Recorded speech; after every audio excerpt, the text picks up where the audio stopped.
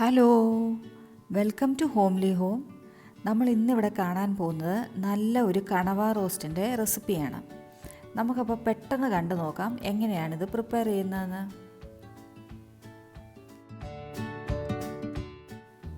അപ്പോൾ ആദ്യമായിട്ട് നമുക്കിവിടെ ഒരു പാൻ ചൂടാക്കാനായിട്ട് വയ്ക്കാം. പാൻ ഒന്ന് ചൂടായിട്ട് വരുമ്പോഴത്തേക്ക് ഇതിലേക്ക് ഒരു 2-3 ടേബിൾ സ്പൂൺ കോക്കനട്ട് ഓയിൽ നമുക്ക് ആഡ് ചെയ്ത് കൊടുക്കാം. കോക്കനട്ട് ഓയിൽ തന്നെയാണ് ഇതിന് ഏറ്റവും ടേസ്റ്റ്, അപ്പോൾ കഴിവതും അത് ഉപയോഗിക്കാൻ നോക്കണേ. ഇനി എണ്ണയൊന്ന് ചൂടായിട്ട് വരുമ്പോഴത്തേക്ക് ഫ്ലെയിം മീഡിയത്തിലോട്ടാക്കാം. അതിനുശേഷം അരിഞ്ഞു വെച്ചിരിക്കുന്ന ഒരു 15 ചെറിയുള്ളി അത് ഇതിലേക്കൊന്ന് ഇട്ട് കൊടുത്തിട്ട് നല്ലപോലെ നമുക്കൊന്ന് ഇളക്കി കൊടുക്കാം. ഇനി ഇതിലേക്ക് ഒരു മീഡിയം സൈസ് സവോള സ്ലൈസ് ചെയ്തതും കൂടെ ആഡ് ചെയ്ത് കൊടുക്കാം. ചെറിയുള്ളി ഇല്ലാത്തവരാണെങ്കിൽ 2 മീഡിയം സൈസ് സവോള ആഡ് ചെയ്ത് കൊടുക്കാം. എന്നിട്ടൊന്ന് വഴറ്റിയെടുക്കണം. ചെറിയുള്ളി ഇടുമ്പോഴത്തേക്ക് നമ്മുടെ ഈ കണവ റോസ്റ്റിനൊരു പ്രത്യേക ടേസ്റ്റ് ആയിരിക്കും. ഇനി ഇതിലേക്ക് ആവശ്യത്തിനുള്ള ഉപ്പും കൂടെ ചേർത്ത് കൊടുക്കാം. എന്നിട്ട് ഇതെല്ലാം കൂടെ നല്ലപോലെ ഒന്ന് ഇളക്കിയിട്ട് വഴറ്റിയെടുക്കാം.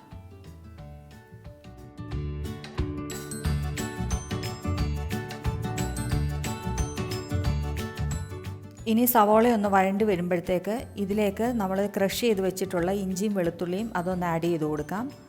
ഇതിലേക്ക് ഒരു ചെറിയ കഷ്ണം ഇഞ്ചിയും അതുപോലെ ഒരു 5 കഷ്ണം വെളുത്തുള്ളിയുമാണ് ചതച്ചിട്ട് നമ്മൾ യൂസ് ചെയ്യുന്നത്. ഒരുപാട് കൂടിപ്പോണ്ട. എന്നിട്ട് ഇത് നല്ലപോലെ ഒന്ന് ഇതിൻ്റെ പച്ചമണം മാറുന്നിടം വരെ ഒന്ന് വഴറ്റിയെടുക്കാം.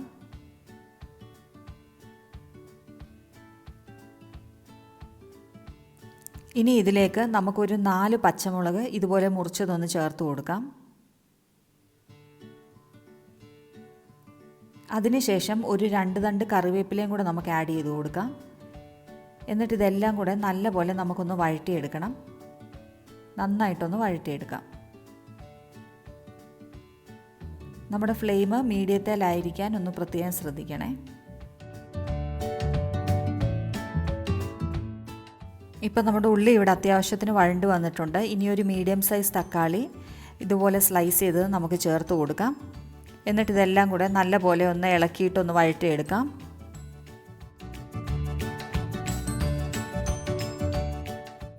ഇനി ഈ തക്കാളി ഒന്ന് ഉടഞ്ഞു വരുന്നത് വരെ നമുക്കിതൊന്ന് കവർ ചെയ്തൊന്ന് കുക്ക് ചെയ്യാം. ഇപ്പം നമ്മുടെ തക്കാളി ഇവിടെ നല്ലപോലെ വെന്തുടഞ്ഞ് വന്നിട്ടുണ്ട്. നമുക്കിതൊന്നും കൂടെ ഒന്ന് ഇളക്കി കൊടുക്കാം. ഇനി ഇതിലേക്ക് ഒരു 1/4 ടീസ്പൂൺ മഞ്ഞൾപ്പൊടി ആഡ് ചെയ്ത് കൊടുക്കാം. 1 ടീസ്പൂൺ മുളക് പൊടി ഇട്ട് കൊടുക്കാം. 2 ടീസ്പൂൺ മല്ലിപ്പൊടിയും കൂടെ ആഡ് ചെയ്ത് കൊടുക്കാം. അതിനുശേഷം ഇതെല്ലാം കൂടെ നല്ലപോലെ ഒന്ന് ഇളക്കിയെടുക്കണം. ഈ പൊടികളുടെ എല്ലാം പച്ചമണം മാറുന്നിടം വരെ നമുക്കിത് നന്നായിട്ടൊന്ന് ഇളക്കി യോജിപ്പിച്ചെടുക്കാം.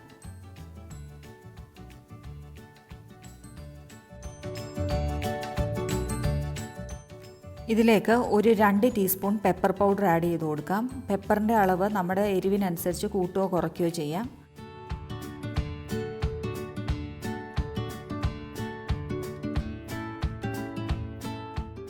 ഇനി ഇതിലേക്ക് ഉപ്പും വിനാഗിരിയും ഇട്ട് നല്ലപോലെ കഴുകി വൃത്തിയാക്കി വെച്ചിട്ടുള്ള സ്ക്വിഡാണിത്. 1/2 കിലോ സ്ക്വിഡുണ്ടിത്. ഇനി ഇതെല്ലാം ഇതിനകത്തോട്ടൊന്ന് ചേർത്ത് കൊടുക്കാം.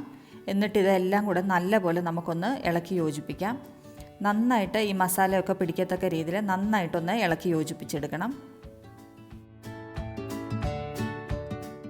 ഇനി ഫ്ലെയിം ഒരു മീഡിയം ടു ഹൈക്ക് ഇടയ്ക്കിട്ടിട്ട് നമുക്ക് ഇതൊരു 10 മിനിറ്റ് അടച്ചു വെച്ച് നല്ലപോലെ ഒന്ന് കുക്ക് ചെയ്തെടുക്കാം.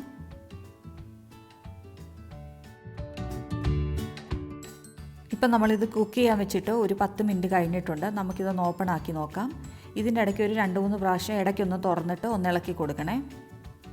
ഇപ്പം നമ്മുടെ സ്ക്വിഡിനകത്തു നിന്നെല്ലാം തന്നെ വെള്ളമൊക്കെ ഇറങ്ങി വന്നിട്ടുണ്ട്. നമ്മളിതിനകത്ത് എക്സ്ട്രാ വെള്ളമൊന്നും ആഡ് ചെയ്തിട്ടില്ല. ഇനി ഇതെല്ലാം കൂടെ നല്ലപോലെ ഒന്നും കൂടെ ഒന്ന് ഇളക്കി യോജിപ്പിക്കാം. അപ്പോൾ നമ്മുടെ കണവയൊക്കെ ഇവിടെ റെഡിയായിട്ട് വന്നിട്ടുണ്ട്. ഇനി നമുക്ക് ഫ്ലെയിം ഒരു ലോയിലാക്കിയിട്ട് ഒരു 5 മിനിറ്റ് ഇത് തുറന്ന് വെച്ച് തന്നെ നമുക്കൊന്ന് കുക്ക് ചെയ്തെടുക്കണം. ഇതിൻ്റെ അകത്ത് ഈ വെള്ളത്തിൻ്റെ കണ്ടൻറ്റൊക്കെ നല്ലപോലെ പറ്റി വരുന്നിടം വരെ നമുക്കൊന്ന് കുക്ക് ചെയ്തെടുക്കാം. എന്നിട്ട് ഇത് നല്ലപോലെ ഒന്ന് റോസ്റ്റ് ചെയ്തെടുക്കണം.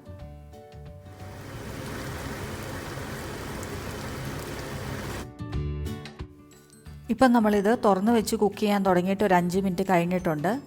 ഈ സ്ക്വിഡിൻ്റെ അകത്തുനിന്ന് വന്ന വെള്ളമൊക്കെ നല്ലപോലെ പറ്റി വന്നിട്ടുണ്ട്. ഇനി നമുക്ക് ഒരുപാട് നേരം ഇതിട്ട് കുക്ക് ചെയ്യേണ്ട, കാരണം അപ്പം നമ്മുടെ ഈ കണവയൊക്കെ ഒരു ഇച്ചിരി റബ്ബർ പോലെ ആവാനായിട്ട് ചാൻസ് ഉണ്ട്. അപ്പോൾ ഈ ഒരു സ്റ്റേജ് ആകുമ്പോൾ തന്നെ നമുക്കൊന്ന് ഇളക്കി കൊടുത്തതിന് ശേഷം ഇതിൻ്റെ ഫ്ലെയിം ഓഫ് ചെയ്യാം. ഇനി ഇതിലേക്ക് താല്പര്യമുള്ളവർക്ക് ഒരു 1/2 ടീസ്പൂൺ കോക്കനട്ട് ഓയിലൂടെ ഒഴിച്ചു കൊടുക്കാം, ഒരു എക്സ്ട്രാ ടേസ്റ്റിന് വേണ്ടിയിട്ട്. അതുപോലെ തന്നെ കുറച്ച് കറിവേപ്പിലയും കൂടെ നമുക്കൊന്ന് ഇട്ട് കൊടുക്കാം. എന്നിട്ട് ഇതെല്ലാം കൂടെ ഒന്ന് ഇളക്കി കൊടുക്കാം. നമ്മൾ ലാസ്റ്റ് ഈ വെളിച്ചെണ്ണയും കറിവേപ്പിലയും കൂടെ ചേർക്കുമ്പോഴത്തേക്ക് ഈ നമ്മുടെ സ്ക്വിഡ് റോസ്റ്റിനൊരു പ്രത്യേക ടേസ്റ്റ് ആയിരിക്കും കിട്ടുന്നത്. അപ്പോൾ താല്പര്യമുള്ളവർ ഇതൊന്ന് ആഡ് ചെയ്ത് കൊടുത്താൽ അത് നന്നായിരിക്കും. അങ്ങനെ നമ്മുടെ സൂപ്പർ ടേസ്റ്റി ആയിട്ടുള്ള സ്ക്വിഡ് റോസ്റ്റ് ഇവിടെ റെഡിയാക്കി എടുത്തിട്ടുണ്ട്. ഇനി നമുക്കിത് നല്ല ചൂട് ചോറിൻ്റെയും കൂടെയോ ചപ്പാത്തിയുടെ കൂടെയോ അപ്പത്തിൻ്റെ കൂടെയൊക്കെ നമുക്കിത് സെർവ് ചെയ്യാം. നല്ല ടേസ്റ്റിയാണ്. എല്ലാവരും ഇത് ഒരു പ്രാവശ്യമെങ്കിലും ഒന്ന് ട്രൈ ചെയ്ത് നോക്കണേ. ഇനി നമുക്കിതൊരു സെർവിങ് പ്ലേറ്റിലേക്ക് മാറ്റാം. സീ ഫുഡ് ഇഷ്ടമുള്ള എല്ലാവർക്കും ഒരുപാട് ഇഷ്ടപ്പെടുന്ന ഒരു ഡിഷാണ് ഈ കണവ റോസ്റ്റ്. അപ്പോൾ എല്ലാവരും ഇത് ഒന്ന് ട്രൈ ചെയ്ത് നോക്കണം. അതിനോടൊപ്പം തന്നെ ട്രൈ ചെയ്യുന്നവരൊക്കെ നിങ്ങളുടെ ഫീഡ്ബാക്കൊക്കെ കമൻറ്റ് സെക്ഷനിലൂടെ അറിയിക്കുകയും വേണം.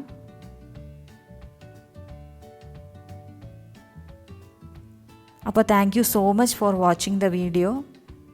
നമുക്കിനി വേറെ ഒരു നല്ല റെസിപ്പിയുമായിട്ട് ഉടനെ കണ്ടുമുട്ടാം. Till then take care. By.